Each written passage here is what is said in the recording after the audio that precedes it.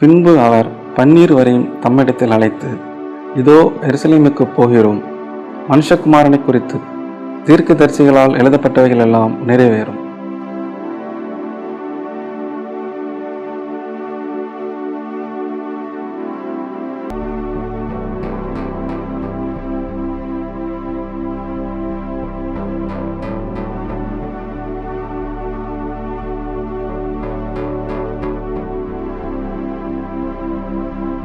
ஜெபம். எங்களை அளவுக்கு அதிகமாக நேசிக்கிறதான எங்கள் அன்பின் கிரிய இயேசு சுவாமி, இந்த நேரத்திலுமாக உமது வார்த்தைக்காக வந்திருக்கிறேன் தகப்பனே. உமது வார்த்தையை அறிவிப்பதற்கு எவ்வளவும் தகுதியில்லாத நான் இருக்கிறேன் தகப்பனே. நான் அல்ல, என்னை மறைத்து நீர் வெளிப்படும். இந்த வார்த்தையானது ஒவ்வொருத்தருக்கும் பிரயோஜனமாக அமைய நீர் உதவி செய்யும். இயேசுவின் நாமத்தினாலே ஜெபிக்கிறேன் நல்ல பிதாவே, ஆமென். கர்த்தராகிய இயேசு கிறிஸ்துவின் நாமத்தினாலே உங்கள் அனைவருக்கும் இந்த துளிர்விடும் காலத்தின் வாழ்த்துக்களையும் வணக்கத்தையும் தெரிவித்துக் கொள்கிறேன். இன்று நாம் சிந்திக்கக்கூடிய தலைப்பு, நம்மை ஏற்றுக்கொள்வதற்காக கடவுளின் அழைப்பு. நம்மை ஏற்றுக்கொள்வதற்கான கடவுளின் அழைப்பு. இதற்கு ஆதாரமாக உள்ள வசனம் சகரியா தீர்க்கதரிசியின் புஸ்தகம் 1ஆம் அதிகாரம் 3ஆம் வசனம். ஆகையால் நீ அவர்களை நோக்கி, சேனைகளின் கர்த்தர் உரைக்கிறது என்னவென்றால், என்னிடத்தில் திரும்புங்கள் என்று சேனைகளின் கர்த்தர் சொல்லுகிறார், அப்பொழுது நான் உங்களிடத்துக்கு திரும்புவேன் என்று சேனைகளின் கர்த்தர் சொல்லுகிறார் என்பது. சகரியா தீர்க்கதரிசியின் புஸ்தகத்திலே ஆண்டவராகிய இயேசு கிறிஸ்து என்னிடத்தில் திரும்புங்கள் என்று சேனைகளின் கர்த்தர் சொல்லுகிறார், அப்பொழுது நான் உங்களிடத்தில் திரும்புவேன் என்று சேனைகளின் கர்த்தர் என்ன செய்கிறார்? சொல்லுகிறார். அதாவது பாபிலோன் தேசத்திலிருந்து சிறைப்பட்டு போயிருந்த இஸ்ரவேல் ஜனங்கள், யூதா தேசத்து மக்கள் பாபிலோனிலிருந்து மீண்டு வெளியே வருகிறார்கள். வெளியே வரும்போது சகரியா தீர்க்கதரிசியின் மூலமாக ஆண்டவர் உரைக்கிறது என்னது பார்த்தீங்கன்னா, நீங்கள் உங்கள் மூதாதையரோட பழைய வழிகளை, அதாவது பொல்லாத வழிகளையும் பொல்லாத கிரிகளையும் விட்டு நீங்கள் என்னிடமாய் திரும்புங்கள், அப்பொழுது நான் என்ன செய்வேன்? உங்களிடம் திரும்புவேன் என்று ஒரு நல்ல ஒரு வார்த்தையை சகரியா தீர்க்கதரிசியின் மூலமாக ஆண்டவராகிய இயேசு கிறிஸ்து தேவன் நம்மளுக்கு இந்த கட்டளையை சொல்லுகிறார். கிறிஸ்துவில் பிரியமானவர்களே, இன்றும் நம்மை பார்த்து ஆண்டவராகிய இயேசு கிறிஸ்து இதே அழைப்பினை என்ன செய்கிறார்? கொடுக்கிறார். நம்மளையும் பார்த்து என்ன சொல்கிறாரு? ஆண்டவராகிய இயேசு கிறிஸ்து என்னிடத்தில் திரும்புங்கள், நான் உங்களிடத்தில் திரும்புவேன் என்று சொல்கிறார். ஆனால் நாம் இன்னும் அவரிடத்தில் திரும்பாமல் நம்ம என்ன செஞ்சிட்டு இருக்கோம்? பற்பல பாவ இச்சைகளில் இழுக்கப்பட்டு சிக்குண்டு அதிலே மூழ்கினவர்களாக, பார்வோனை போல இருதயம் கடினமுள்ளவர்களாக அவரது அழைப்பினை ஏற்றுக்கொள்ளாமல் நாம் என்ன செய்து கொண்டிருக்கிறோம்? அசட்டை பண்ணி கொண்டிருக்கிறோம். என்னிடத்தில் திரும்புங்கள் என்ற அழைப்பை நாம் ஏற்றுக்கொள்ளும் போது ஆண்டவராய் இயேசு கிறிஸ்துவ என்ன செய்கிறார்? நம்மை ஏற்றுக்கொள்ள ஆர்வமாய் உள்ளார். அதாவது பாருங்க, பாவிகளாகிய நம்மை ஏற்றுக்கொள்வதற்காகத்தான் பரிசுத்தராகிய கிறிஸ்து என்ன செய்தார்? பாவ சிலுவையிலே நமக்காக மரணத்தை என்ன செய்தார்? ஏற்றுக்கொண்டார். அப்படி அந்த அன்பின் தெய்வத்தின் அழைப்பை நாம் என்ன செய்து கொண்டிருக்கிறோம்? அசட்டை பண்ணி கொண்டிருக்கிறோம். நாம் கர்த்தரிடத்தில் திரும்பும் போது அவர் எவ்வாறு நம்மை ஏற்றுக்கொள்கிறார், அதன் தன்மைகள் என்ன என்பதை நாம் இப்பொழுது சிந்தித்து பார்க்க அழைக்கப்பட்டிருக்கிறோம். முதலாவதாக, கர்த்தர் நம்மை எப்படி ஏற்றுக்கொள்கிறார்? கர்த்தர் நம்மை எப்படி ஏற்றுக்கொள்கிறார் அப்படி என்று பார்த்தோம்னா, முதலாவது, ஏற்றுக்கொள்வது என்பது இலகுவான காரியமா இல்லை கடினமான காரியமா? சற்று சிந்தித்து பார்ப்போம்னால், ஏற்றுக்கொள்வது என்பது கண்டிப்பாக ஒரு கடினமாக காரியம்தான். எல்லாராலும் இந்த ஏற்றுக்கொள்ளுதல் என்பது எல்லாரையும் எல்லா காலத்திலும் எல்லா சூழ்நிலையிலும் என்ன செய்ய முடியாது? ஏற்றுக்கொள்ள முடியாது. ஏற்றுக்கொள்ளணும் என்ற சூழ்நிலை வரும் பொழுது நிறைய தடைகள் நமக்கு என்ன செய்கிறது? காணப்படுகிறது.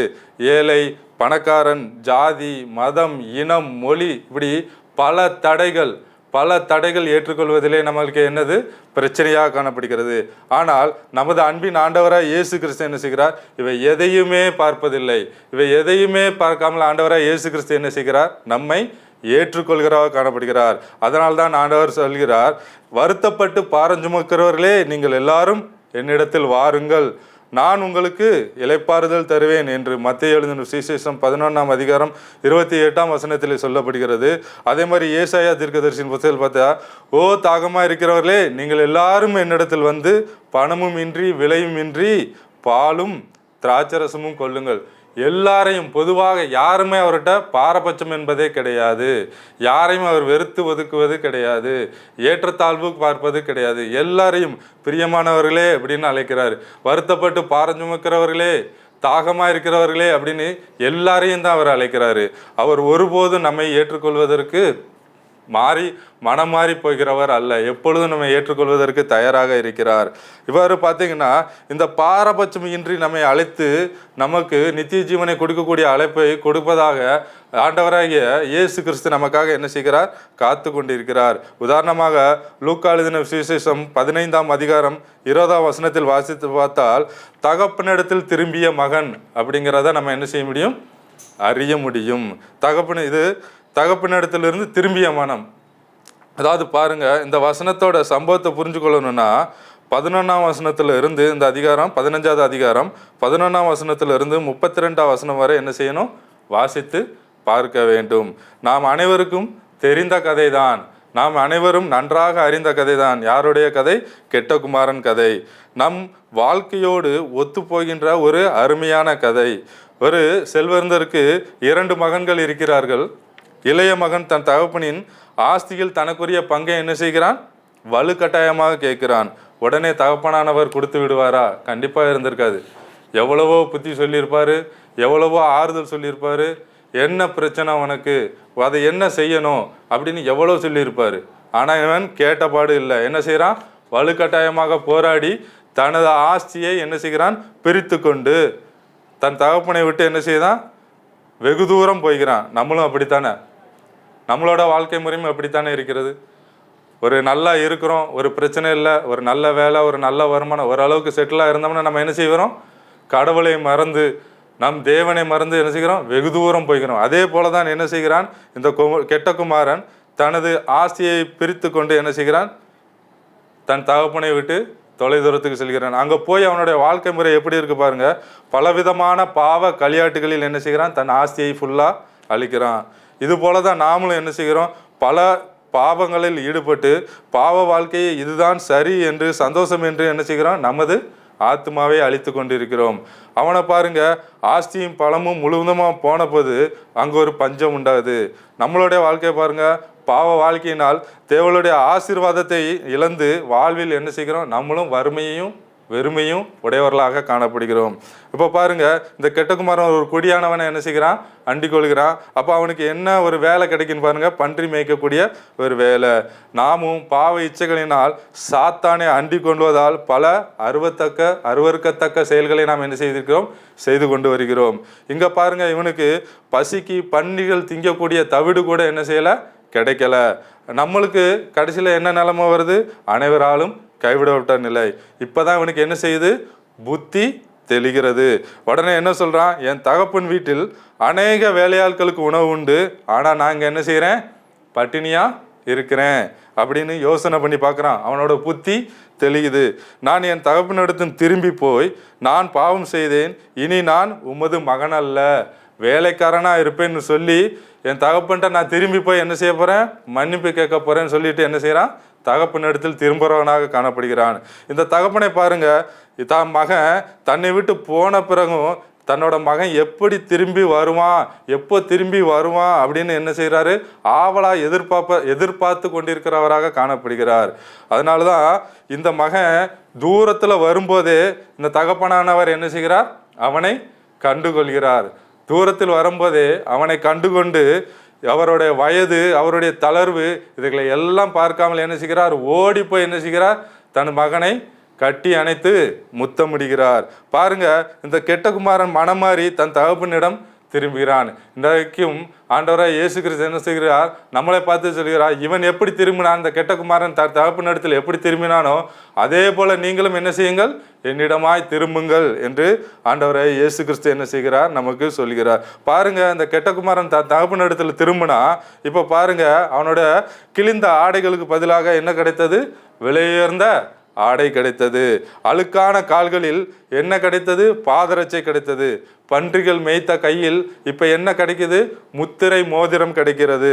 பாருங்க, பன்றிக்கு உண்ண கொடுக்கக்கூடிய அந்த தவிடு கூட இல்லாமல் இருந்தால் இன்னைக்கு அவனுக்காக என்ன செய்யப்பட்டிருக்கிறது? கொளுத்த கன்று அடிக்கப்பட்டிருக்கிறது. ஒரு விருந்து அவனுக்காக ஆயத்தப்பட்டது. பன்றிகளின் இரைச்சலில் சத்தத்தில் கிடந்தவன் இன்று பாருங்க, சந்தோஷ கீத வாத்தியங்களின் சத்தத்தில் என்ன செய்கிறான்? களிப்படைகிறான், ஆனந்தப்படுகிறான். அவனுடைய நிலைமையை பாருங்கள். அவன் தன் தகப்பனிடத்தில் திரும்பும் போது அப்படியே என்ன செய்கிறது? மாறுகிறது. இது போன்றுதான் நாமும் துன்பாக்கமான பாவத்தையும் சீர்கேட்டையும் ஒழுங்கில்லாத வாழ்வையும் விட்டு கர்த்தரிடத்து திரும்பும் போது அவர் என்ன செய்கிறார்? நம்மை ஏற்றுக்கொள்பவராக காணப்படுகிறார். கிறிஸ்துவில் பிரியமானவர்களே, நாம் இந்த ஒரு காரியத்தை தான் நாம் செய்ய வேண்டும். கர்த்தரிடமாய் நாம் என்ன செய்ய வேண்டும்? திரும்ப வேண்டும். அப்பொழுது அவர் என்ன செய்கிறார்? நம்மை பார்த்து திரும்புகிறார். கிறிஸ்துவுக்குள் பிரியமானவர்களே, இரண்டாவதாக கிறிஸ்து பாவியாக நம்மை ஏற்றுக்கொள்ள அவர் எவைகளை எல்லாம் ஏற்றுக்கொண்டார் என்பதையும் நான் என்ன செய்ய வேண்டும்? பார்க்க வேண்டும். நம்மை ஏற்றுக்கொள்வதற்காக நமக்காக அவர் என்னவெல்லாம் ஏற்றுக்கொண்டார், ஆண்டவராய் இயேசு கிறிஸ்து எவைகளையெல்லாம் நம்மை ஏற்றுக்கொள்வதற்காக அவர் ஏற்றுக்கொண்டார் என்பதையும் நம்ம என்ன செய்ய வேண்டும்? கட்டாயமாக பார்க்க வேண்டும். முதலாவது பார்த்தீங்கன்னா, கெத்செமனே தோட்டத்தில் தனது இரத்தம் சிந்தப்படுவதை என்ன செய்தார்? ஏற்றுக்கொண்டார். நல்லா சிந்தித்து பாருங்கள் கிறிஸ்துவில் பிரியமானவர்களே, தன்னுடைய இரத்தம் சிந்தப்படுவதை ஆண்டவராய் இயேசு கிறிஸ்து நமக்காக என்ன செய்கிறார்? ஏற்றுக்கொள்கிறார். லூக்கா எழுதின சுவிசேஷம் 22ஆம் அதிகாரம் 44வது வசனத்தில் பார்த்தீங்கன்னா, கெத்செமனே தோட்டத்தில் தனது இரத்தத்தை வியர்வையின் பெருந்துளியாக என்ன செய்கிறார்? சிந்துகிறார். அன்று ஏதேன் தோட்டத்தில் ஆரம்பித்த பாவம் இன்றும் நம்மளை பற்றி பல கிளைகளாக நன்றாக வேர்விட்டு மிகவும் கொடூரமானதாக அன்று அந்த தோட்டத்தில் ஆரம்பித்த பாவத்தை தீர்ப்பதற்காக இவர் என்ன செய்கிறார்? ஒலிவு மலையின் அடிவாரத்தில் இருந்த இந்த கெத்செமனே தோட்டத்தில் தனது இரத்தத்தை வேர்வையின் பெருதுளியாக என்ன செய்கிறார்? சிந்துகிறார். இந்த தோட்டத்தில் என்ன நடக்கிறது? யோவான் எழுதின சுவிசேஷம் 13ஆம் அதிகாரம் 3ஆம் வசனத்தை வாசிக்கும் பொழுது, பிதா தன்னிடம் எல்லாவற்றையும் ஒப்பு கொடுத்தார் என்பதையும் தான் எங்கிருந்து வந்தேன் எங்கு போகிறேன் என்பதையும் என்ன செய்கிறார்? இயேசு அறிகிறார். தன் தகப்பனிடம், அதாவது பிதாவிடம் இருந்து முழு அதிகாரத்தையும் என்ன செய்கிறார்? பெற்றுக்கொள்கிறார். இப்ப சகல அதிகாரமும் யார்கிட்ட இருக்கிறது? ஆண்டவராகிய இயேசு கிறிஸ்துவிடம் இருக்கிறது. அவர் இது இப்போது நினைத்தால் எது வேண்டுமானாலும் என்ன செய்யலாம்? செய்ய முடியும். அவருக்கு அந்த அதிகாரம் இருக்கிறது. தனது சிலுவை பாடுகள் மரணத்தை கூட அவரால் என்ன செய்ய முடியும்? தவிர்த்திருந்திருக்க முடியும். மத்தேயு 26:53ஆம் வசனத்தில் உள்ள பார்த்தேன்னா, அவர் பிதாவை வேண்டிக் கொண்டால் 12 லேகியோனுக்கும் அதிகமான தூதர்களை வரவழைத்து இருக்கலாம். ஆனால் ஆண்டவராய் இயேசு கிறிஸ்து அப்படி செய்தாரா? இல்லை. லேகியோன் என்பது என்ன? லேகியோன் என்பது 6000 படை வீரர்களை கொண்ட ஒரு அணிக்கு பேர் தான் லேகியோன். இவர் பிதாவிடம் வேண்டிக் கொண்டால் 12 லேகியோனுக்கும் அதிகமான தூதர்கள் என்று கணக்கு போட்டு பார்த்தோம்னால் கிட்டத்தட்ட 72,000 தூதர்களை விட அதிகமான தூதர்களை அவர் என்ன செய்ய முடியும்? வரவழைத்திருக்க முடியும். அப்படி ஒருவேளை வந்திருந்தால் அந்த ரோமாபுரி சாம்ராஜ்யத்தின் நிழல் கூட இல்லாமல் போயிருக்கும். சற்று சிந்தித்து பாருங்கள். அவ்வளவு வல்லமை அவரிடம் இருந்தது. ரோம சாம்ராஜ்யமே இருந்த இடம் என்ன செய்யிருக்கும்? தடம் தெரியாமல் போயிருக்கும். அப்படிப்பட்ட அதிகாரம் இருந்தும் ஆண்டவர் என்ன செய்கிறார்? லூக்கா 22ஆம் அதிகாரம் 42ஆம் வசனத்தில், உமக்கு சித்தமானால் இந்த பாத்திரம் நீங்கும்படி செய்யும் என்று என்ன செய்கிறார்? பிதாவிடம் கீழ்ப்படிதலோடு சொல்கிறார்.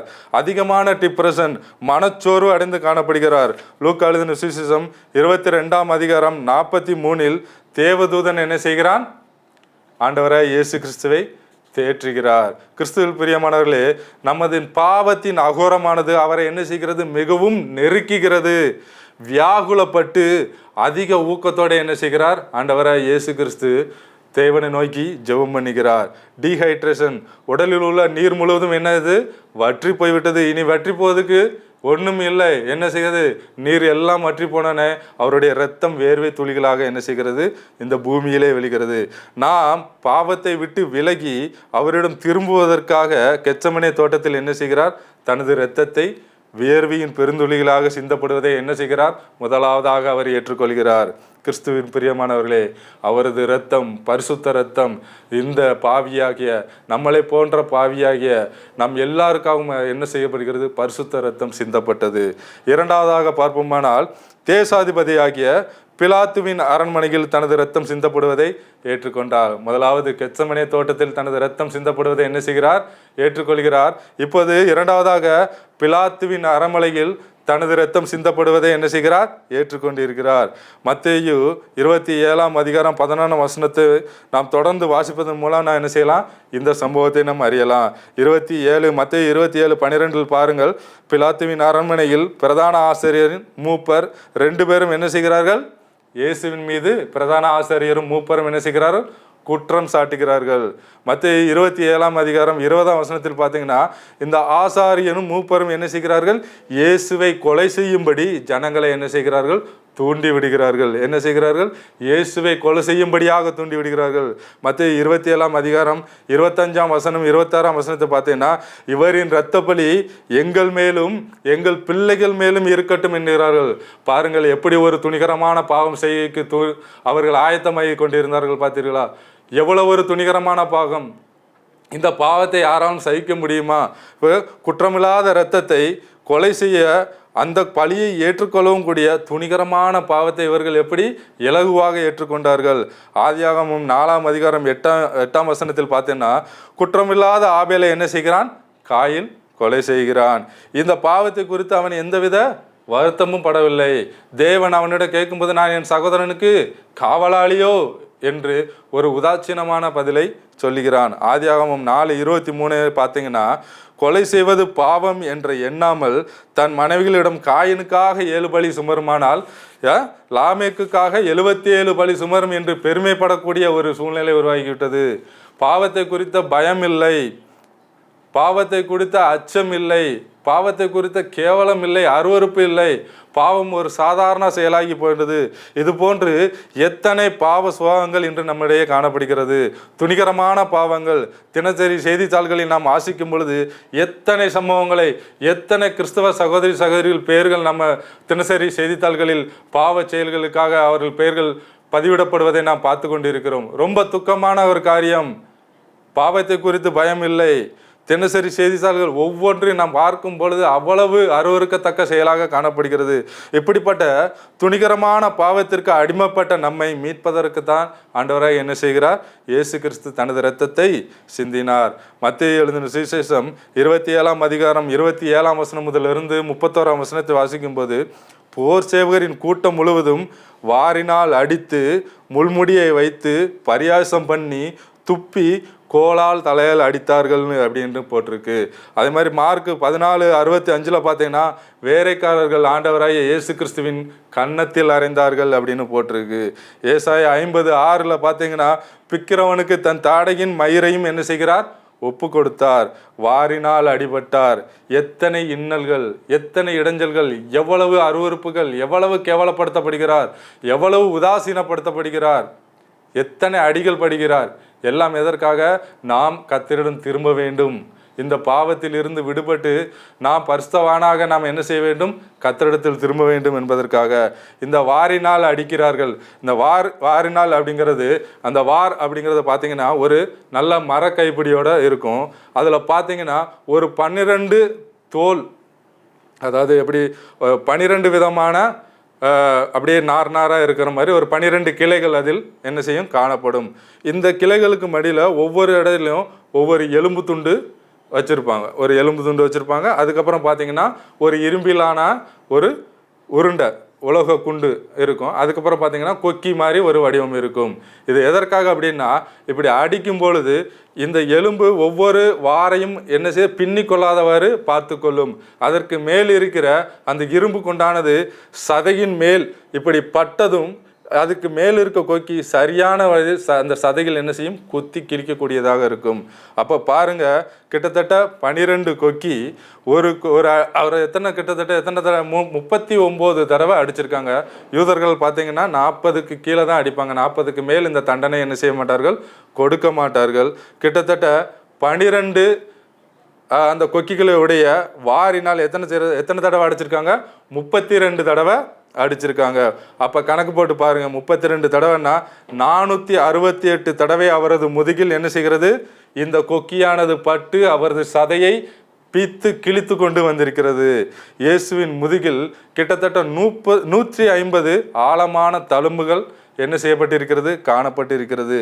அது மட்டுமல்ல, அவருடைய தலையில 1.5 இன்ச்சு நீளமுள்ள முள், கிட்டத்தட்ட பார்த்தீங்கன்னா 1.5 இன்ச்சு நீளமுள்ள முள், அது ஒரு 90 முட்கள் அடங்கிய அந்த வாரை முடியாக பின்னி அவரது தலையில் வைத்து என்ன செய்கிறார்கள்? கோலால் அடிக்கிறார்கள். அதில் பார்த்தீங்கன்னா 17 முட்கள் அவரது தலையின் உள்ளாக சென்றது. அதில் இன்னொரு பெரிய கொடுமையான ஒரு விஷயம் என்னவென்று பார்த்தோம்னால், ஒரு முள் அவரது கண்களின் பக்கவாட்டின் வழியாக உள்ளே நுழைந்திருக்குது என்று சில வேத ஆராய்ச்சியாளர்கள் என்ன செய்கிறார்கள்? கண்டுபிடித்து நம்மளுக்கு சொல்லியிருக்கிறார்கள். பாருங்க, நமது துன்மார்க்கமான நமது துணிகரமான பாவ வாழ்க்கையிலிருந்து நம்மை விடுபட்டு நாம் கர்த்தரிடம் போவதற்கு அவர் எவ்வளவு வேதனையை சகித்திருக்கிறார் பாருங்கள். கொஞ்சமா நெஞ்சமா எவ்வளவோ வேதனைகள், எத்தனையோ அடிகள், பரிகாசங்கள், மூஞ்சில காரி துப்பியிருக்காங்க, கன்னத்தில் வேலைக்காரர்கள் அறைந்திருக்கிறார்கள், முள்முடி சூட்டினார்கள், வாரினால் உழுத நிலம் போல் அவர் முதுகு என்ன செய்து மாறி. இவையெல்லாம் எதுக்காக? நாம் அவரிடம் திரும்ப வேண்டும், நமக்கு அவர் நித்திய ஜீவனை கொடுக்க வேண்டும், அதற்கு நமது பாவ வாழ்க்கையிலிருந்து நாம் என்ன செய்ய வேண்டும்?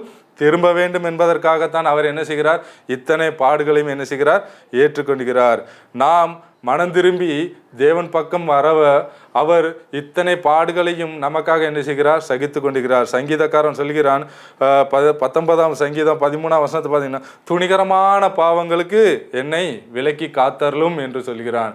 நம்மளும் இந்த மாதிரி ஏகப்பட்ட துணிகரமான பாவங்களில் சிக்கி அதை விட்டு மீள முடியாமல் நாம் ஒவ்வொரு முறையும் ஆண்டவரை இயேசு கிறிஸ்துவை என்ன செய்கிறோம்?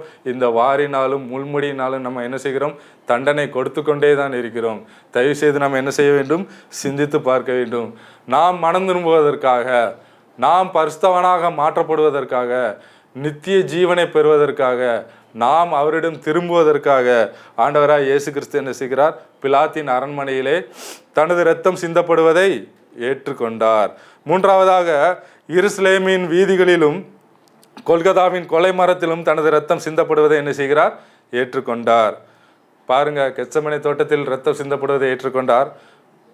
அதுக்கப்புறம் பார்த்தீங்கன்னா பிலாத்தின் அரண்மனையில் இரத்தம் சிந்தப்படுவதை ஏற்றுக்கொண்டார். இப்போ கடைசியாகவும் நமக்காக என்ன செய்கிறார்? எருசலேமோட வீதிகளிலும் கொல்கத்தாவின் கொலை மரத்திலும் சிலுவையிலும் தனது இரத்தம் சிந்தப்படுவதை என்ன செய்கிறார்? ஏற்றுக்கொண்டார். மத்தேயு 27ஆம் அதிகாரம் 31ஆம் வசனம் சொல்லுது, அவரை சிலுவையில் அறையும்படி கொண்டு போனார்கள். அப்படி எருசலேம் வீதிகளில் இருந்து அந்த மலைக்கு செல்லும்போது கிட்டத்தட்ட 15 அடி நீளமும் 8 அடி அகலமும் உள்ள சிலுவை, கிட்டத்தட்ட 150 கிலோ சிலுவையை என்ன செய்கிறார்? அவர் தோளின் மேல் சுமந்து நடந்து கொண்டு போகிறார். 350 போர் வீரர்கள், 50 குதிரை வீரர்கள், ஏதோ ஒரு பெரிய கொலை குற்றவாளியை, சேச துரோகியை அழைத்து செல்வது போல் பரிசுத்தரான ஆண்டவரை இயேசு கிறிஸ்துவை நமது பாவத்திற்காக அவர் பட்ட பாட பாருங்க. நமது பாவத்திற்காக இவ்வளவு கேவலப்பட்டு இத்தனை பேர் முன்னிலை ஏதோ ஒரு தேச துரோகி தீவிரவாதி மாதிரி அவரை 350 போர்ச்சிவர்கள், 50 குதிரை வீரர்கள் எவ்வளவு கேவலமாக அவரை எருசலேம் வீதிகளில் நடத்தி கொண்டு போயிருப்பார்கள். கொஞ்சம் சிந்தனை செய்து பார்க்கும் பொழுது அது எவ்வளவு பெரிய கொடுமையாக இருக்கிறது. எல்லாம் எதற்காக? நாம் மனம் திரும்ப வேண்டும், நாம் கர்த்தரிடம் திரும்ப வேண்டும் என்பதற்காக. எருசலேம் வீதியில் அங்கேருந்து அந்த கொல்கத்தா மலைக்கு போகணுன்னா கிட்டத்தட்ட 3லேருந்து 4 கிலோமீட்ரு. இந்த 4 கிலோமீட்டர் அவரை அவ்வளோ பெரிய சிலுவையை வச்சுட்டு இத்தனை போர் வீரர்கள் மத்தியில் அடியும் உதையும் உதாசீனமும் பட்டு நம்மளுக்காக சிலுவையை சுமந்து போகிறார். 3 முறை கீழே விழுகிறார். இந்த நிலையிலும் பார்த்து அழுகிறாங்க, ஆண்டவரே அப்படின்ட்டு அழுகிறாங்க. அந்த நிலையிலும் ஆண்டவராக இயேசு கிறிஸ்து என்ன சொல்கிறார்? எனக்காக அல்ல, உங்களுக்காகவும் உங்கள் பிள்ளைகளுக்காகவும் அழுங்கள். பாருங்க எப்பேற்பட்ட அன்பு, அவருடைய பரிதவிப்பை பாருங்க. ஏன்னா இவ்வளோ கஷ்டப்பட்டிருக்கேன், எனக்காக அழுகிறேங்கிறது இல்லை, என்னைய விடு, உனக்காக அழு, உன் பிள்ளைகளுக்காக அழு. அப்போ நமக்காகவும் நமது சந்ததிக்காகவும் அவர் எவ்வளவு பரிதவிக்கிறவராக காணப்படுகிறார். ஏன்னா இந்த பாவத்தின் கொடுமை, இந்த பாவத்தின் கொடூரம் அவ்வளவு கொடியது. நம்மையும் நம்ம சந்ததியை என்ன செய்கிறது? ஆட்கொண்டு வழி நடத்தி வருகிறது. தேவ பிள்ளைகளாய் தோன்றிய நாம் இன்று சாத்தானுக்கு எப்படி இருக்கிறோம்? அடிமையாக்கப்பட்டிருக்கிறோம். பாருங்க, இந்த கொல்கத்தா மரத்தில் கொல்கத்தாவில் உள்ள கொலை மரத்தில் இவர் ஆண்டவராக இயேசு கிறிஸ்துவை சிலுவையில் அறைக்க போகிறார்கள். கிட்டத்தட்ட பார்த்தீங்கன்னா 8 இன்ச்சு நீளம், 3/4 இன்ச்சு அகலம். பாருங்கள், 8 இன்ச்சு நீளம், 3/4 இன்ச்சு அகலம். அப்படிப்பட்ட ஆணிகளால் இந்த பரிசுத்தரோட திருக்கரங்களையும் என்ன செய்கிறார்? பொற்பாதங்களையும் துளையிடுகிறார்கள். இரத்தம் பீறிட்டு ஓடுகிறது, இரத்தம் சிந்துகிறது. இரத்தம் சிந்தி நாவறண்டு சுமார் 17 மணி நேரம் ஆண்டவர் என்ன செய்கிறார்? இவைகள் எல்லாம் எனக்காகவும் உங்களுக்காகவும் நமக்காகவும் என்ன செய்கிறார்? சகித்தார். இந்த பாருங்க, பாவத்தின் சம்பளம் மரணம் என்று வேதம் தெளிவாக சொல்கிறது. இந்த பாவத்தின் சம்பளமான மரணம் நமக்கு கிடைக்கக்கூடியது. மரணத்தில் இருந்து நம்மை மீட்கும்படியாக அவர் என்ன செய்கிறார்? தனது இரத்தத்தை சிந்துகிறார்.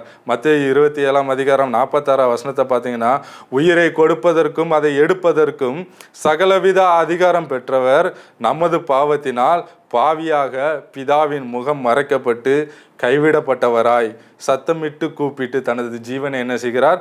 பிதாவிடம் ஒப்பு கொடுக்கிறார்.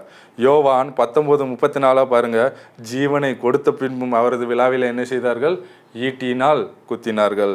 பாருங்க, கடைசிட்ட அவர்கிட்ட இருந்த இரத்தமும் தண்ணீரும் என்ன செய்தது? அதுவும் ஒரு சொட்டு இல்லாமல் வடிந்தது. தனது கடைசி சொட்டு இரத்தம் வரை நமக்காக சிந்தினார். கிட்டத்தட்ட 5480 காயங்களை நமக்காக அவர் பெற்றார். பாருங்க, இது ஒரு வெற்றி பதக்கமோ ஒரு சந்தோஷமான காரியம் இல்லை. நமக்காக அவர் பாட்ட பாடுகளின் எண்ணிக்கையை பாருங்க, கிட்டத்தட்ட 5480 காயங்கள் அவர் உடலில் இருந்திருக்கிறது. எப்படிப்பட்ட அன்பை பாருங்க. இந்த காலத்திலும் நம்ம அந்த அன்பை உணராமல் போனால் நமக்கு ஐயோ. பாருங்க, எவ்வளவு இரத்தத்தையும் கடைசி சொட்டு இரத்தம் வரை என்ன செய்கிறார்? நமக்காக சிந்தினார். இந்த பாவத்தின் அகோரத்திலிருந்து என் மகனே, என் மகளே, நீ என்னிடமாய் திரும்பி வா, அப்பொழுது நான் உன்னிடமாய் திரும்புவேன் என்று தேவன் சொல்கிறார். கர்த்தராகிய இயேசு கிறிஸ்து எருசலேமின் வீதியிலிருந்து கொல்கதா மலை வரை சிலுவையில் இரத்தம் சிந்தப்படுவதை நமக்காக என்ன செய்கிறார்? ஏற்றுக்கொண்டால். கிறிஸ்துவில் பிரியமானவர்களே, இவை எல்லாம் எதற்காக? நாம் நித்திய ஜீவனை பெறுவதற்காக. தேவனை நோக்கி நாம் மனம் திரும்பி நாம் அவரிடம் திரும்பி செல்வதற்காக, இந்த பாவ வாழ்க்கையை விட்டுவிட்டு பரிசுத்தராய் மாறுவதற்காக ஆண்டவராய் இயேசு கிறிஸ்து என்ன செய்கிறார்? நமக்காக இரத்தம் சிந்துவதை ஏற்றுக்கொண்டார். பாருங்க, இவ்வளவு பெரிய அன்பு.